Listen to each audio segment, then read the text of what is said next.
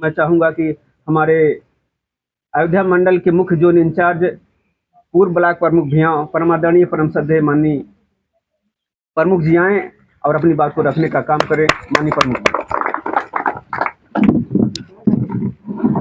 परम पूज्य बाबा साहब डॉक्टर भीमराव अंबेडकर जी, बहुजन नायक माननीय कांशीराम साहब के चरणों में श्रद्धा सुमन अर्पित करते हुए इस देश में जन्मे सभी संतों गुरुओं, संत कबीर साहब, संत रविदास जी, संत गाडगे जी, महात्मा ज्योतिबा राव फूले जी, माता सावित्रीबाई जी, तमाम उन संतों गुरुओं को मैं नमन करता हूं जिन्होंने इस समाज को अंधविश्वास पाखंड से मुक्त कराते हुए हम लोगों को सुधारने का प्रयास किया है। और इसके साथ बहुजन समाज पार्टी की राष्ट्रीय अध्यक्ष बहन कुमारी मायावती की लंबी आयु की हम कामना करते हैं। आज इस कार्यक्रम की अध्यक्षता कर रहे नगर पालिका परिषद जलालपुर के अध्यक्ष और हम सबके नेता आदरणीय हाजी कमर हयात साहब, जो आप चेयरमैन भी हैं नगर पालिका परिषद जलालपुर के, और अभी हमसे पहले बोल रहे थे हमारे बड़े भैया हैं आदरणीय तिलकधारी गौतम जी, और जो संचालन का काम कर रहे हैं छोटे भाई आदरणीय श्री राज बहादुर जी। और मैं देख रहा हूं कि ये जो कार्यक्रम चल रहा है, हम सभी लोग जितने लोग बैठे हैं, जो बोला जा रहा है उसको अपनी वीडियो बनाने में उसको एक जगह एकत्रित कर रहे हैं भाई विजय बहादुर जी। और आज इस कार्यक्रम जिनके नेतृत्व में, जिनके अंडर में हम लोग आज यहाँ बैठे हैं, रविंद्र कुमार जो सेक्टर अध्यक्ष हैं, दूसरे सेक्टर अध्यक्ष भाई धर्मेंद्र जी जो मालीपुर से चल के यहाँ आए हैं, और तीसरे सेक्टर अध्यक्ष नदी उस पार मंगुराडला से चल के आए भाई जगदीश जी। पंचायत का बहुजन समाज पार्टी से चुनाव लड़े थे, मात्र 200-250 वोट से चुनाव हार गए भाई रामदास गौड़ जी, और बहुजन समाज पार्टी के विधानसभा के सचिव भी हैं। मैं और इधर तमाम लोग बैठे हैं, हमारे मामा जी बैठे हैं। मैं आप सबका और माताओं बहनों का भी, सभी लोगों का हार्दिक स्वागत करता हूं। और मेरे बच्चे और बेटियां उधर बैठी हैं, मैं उन लोगों को भी। साथियों, मामला आज यहाँ जो है एक बैठक चल रही है, ये हम लोग ऐसे नहीं चले आए हैं। पहले तो आप जान लीजिए कि माननीय बहन जी के निर्देश पर हम लोग यहाँ आए हैं। ये गांव गांव में जो मीटिंग हम कर रहे हैं, सेक्टर वाइज जो हम मीटिंग कर रहे हैं, जो हम अपनी बात को बताने का प्रयास कर रहे हैं, वो इसलिए है कि हमारा समाज थोड़ा सा भुलक्कड़ समाज हो गया है। माफ कीजिएगा, बुरा न लगे किसी को, हम लोग भुलक्कड़ समाज के लोग हैं। और इतने बड़े भुलक्कड़ हैं कि आज का हमारा नौजवान, हमारा भाई, हमारा बेटा हमसे पूछता है कि बसपा ने क्या किया, बहन जी ने क्या किया।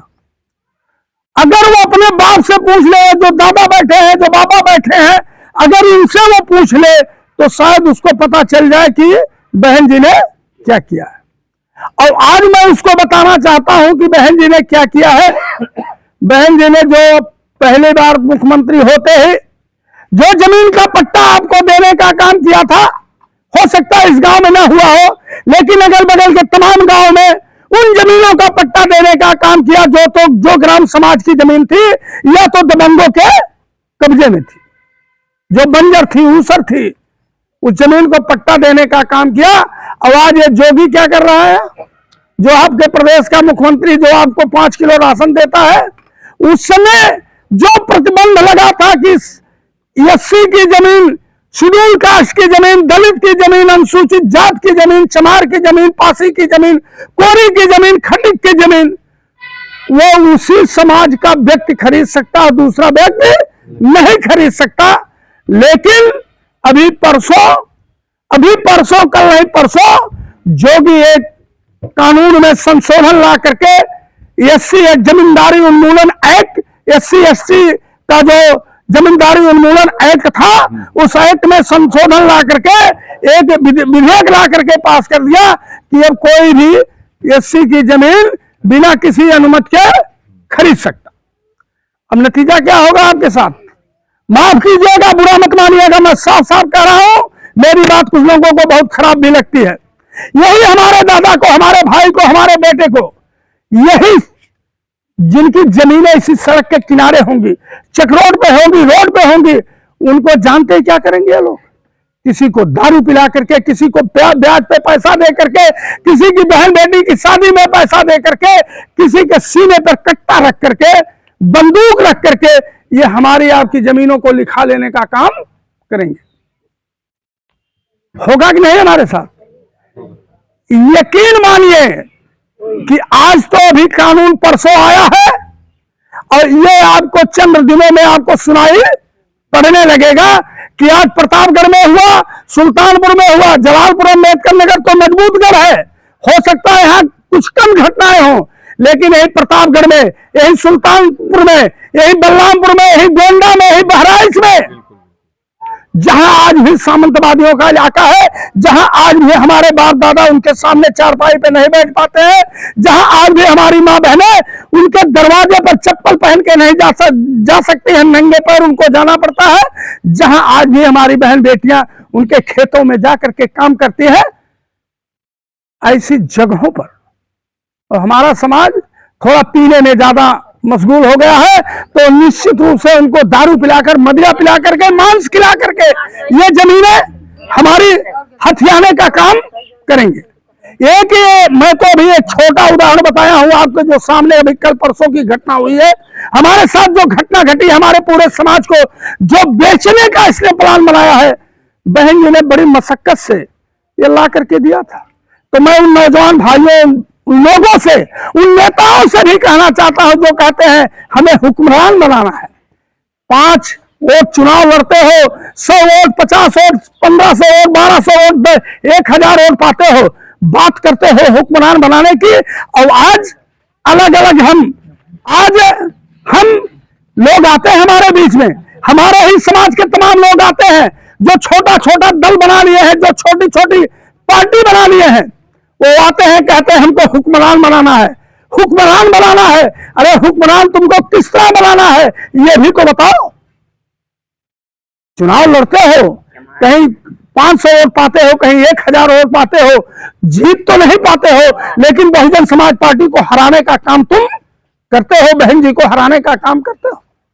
अभी मेरे साथ अभी 15 तारीख को माननीय कांशीराम साहब का जन्मदिन था, तमाम साथी यहां से गए थे, मैं भी पार्क में टहल रहा था, माननीय कांशीराम साहब के पार्क में, कुछ माताएं बहनें भी टहल रही थी। एक मां ने कहा, अब आपस में उनकी टोली थी, 4-6 महिलाएं थी, एक माता जी कहने लगी, आपस में बात कर रही थी, कहने लगी तबे तो लौड़ा कूते बहन जी से कुछ जरूरत है, इतना बढ़िया बहन जी बनवा डाले। ये शब्द उनका था, उन लोगों का ये शब्द था। और यकीन मानिए जिस दिन आप लोग कांशीराम स्मारक देख लेंगे, आप लोग देख लेंगे, जिस दिन अम्बेडकर पार्क देख लेंगे, उस दिन आपको लगेगा कि बाबा साहब के लिए और माननीय कांशीराम साहब के लिए बहन जी ने कुछ किया है। तमाम वीडियो आते हैं, हमारे नौजवान बच्चे और बच्चे, हमारी बेटियां बैठी हैं। आप लोगों से मैं चाहूंगा कि जो आप बड़ी मोबाइल लिए हो, उस पर आप नेशनल दस्तक देखो, बहुजन टीवी देखो, आपको सारी चीजें दिखाई देंगी, बतानी पड़ेगी। अगर हम बताने लगेंगे तो हम समझते हैं कि हमको बताने में सुबह से लेकर शाम हो जाएगी, लेकिन बात पूरी नहीं होगी। और जब सुबह से लेकर शाम तक बात पूरी नहीं होगी, और ऐसा भी है कि हम जितना बोल रहे हैं, अभी आप जब यहां से घर जाओगे तो रुपए में 12 आना बात भूल जाएंगे। होता है ऐसा कि नहीं होता है? होता है।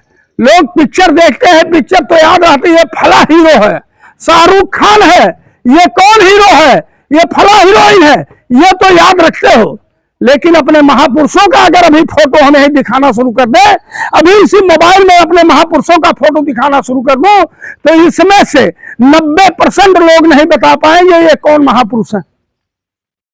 अभी तमाम हमारी माँ बहनें भी कहती बाबा साहब को जानते हैं, कांसी राम कौन है।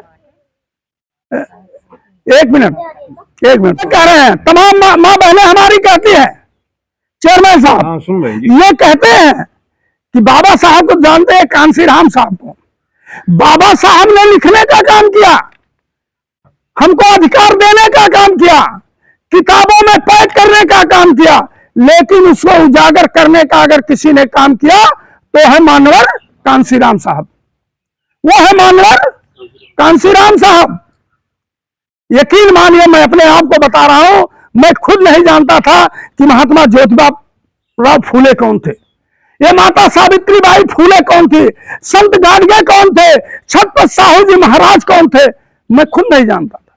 लेकिन जब मानवर कांसी राम साहब आए और उन्होंने बताया, और हम लोगों के अंदर, मैं ही अकेले नहीं, मेरे जैसे हजारों नौजवान उस समय सन 84 में हजारों लाखों नौजवान जब उस धारा में बहे, तो उन लोगों ने भी पढ़ना शुरू किया, पढ़ा और देखा कि ये मानवर कांसी राम थे, इन्होंने ये महात्मा ज्योतिबा राव फूले थे, ये माता सावित्रीबाई फूले थे। आज जो हमारी बेटियां पढ़ रही हैं, ये बेटियां हमारी पढ़ रही हैं, हमारी बहनें जो पढ़ी लिखी हैं, अगर इनसे पूछ लिया जाए आपको पढ़ने लिखने का अधिकार किसने दिया, तो ये शायद नहीं बता पाएंगे। क्या बेटिया किस क्लास में पढ़ रही हो? खड़े हो जाओ, बोलो। हाँ, बीएससी कर रहे हो। सावित्रीबाई फूले को जानती हो? वो कौन थी?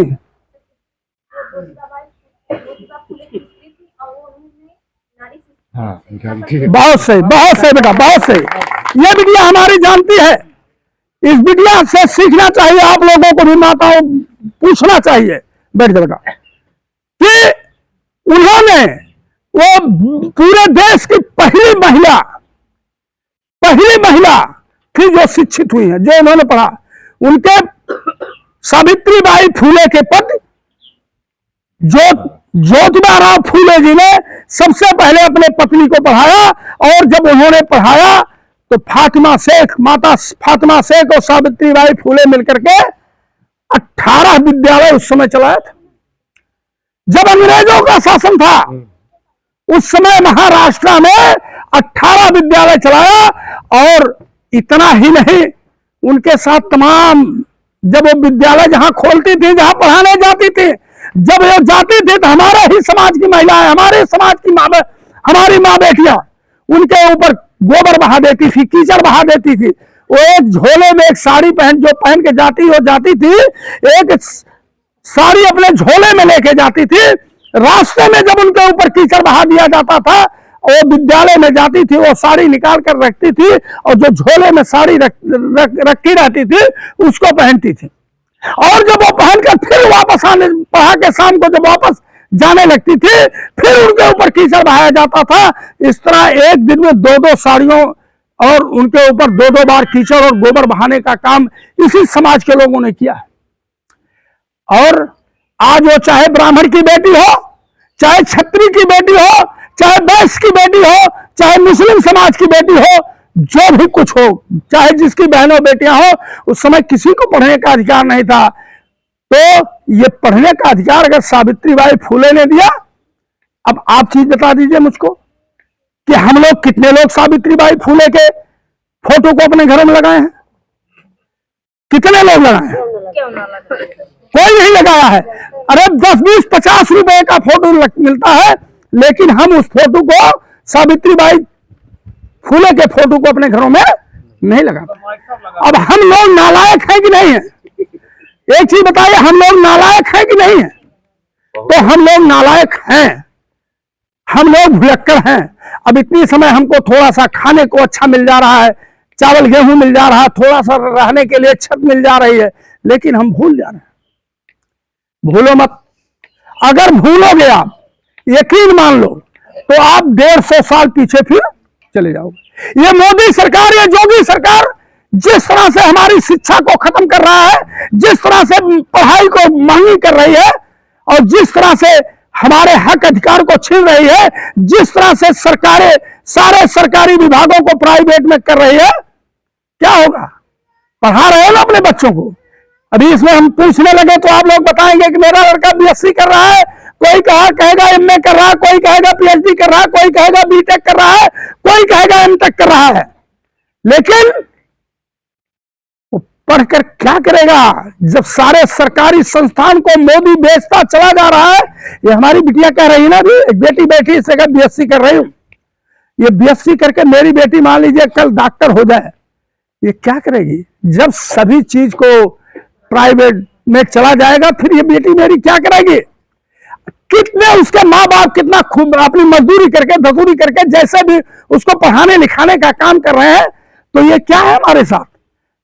आज नहीं दिखाई पड़ रहा है, ये 10 साल बाद दिखाई पड़ना शुरू हो जाएगा और 10 साल बाद हम 150 साल पीछे चले जाएंगे।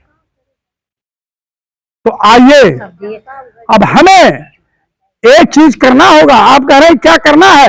करना यह है कि आपको अपने हक अधिकार लेने के लिए, अपने अधिकार को लेने के लिए आपको बहुत कुछ करना है। ऐसा नहीं है कि ये अकेले रामनारायण निर्दोष की जिम्मेदारी है, अकेले राज बहादुर की जिम्मेदारी है, अकेले चेयरमैन की जिम्मेदारी है, ये इनकी जिम्मेदारी, हाँ ये सबकी जिम्मेदारी है। हम लोगों को जो हम जबान पे अपने ताला लगा रखे हैं, ये जबान के ताला को खोलना पड़ेगा और हमको अपनी बात को पूरे समाज में बताना पड़ेगा।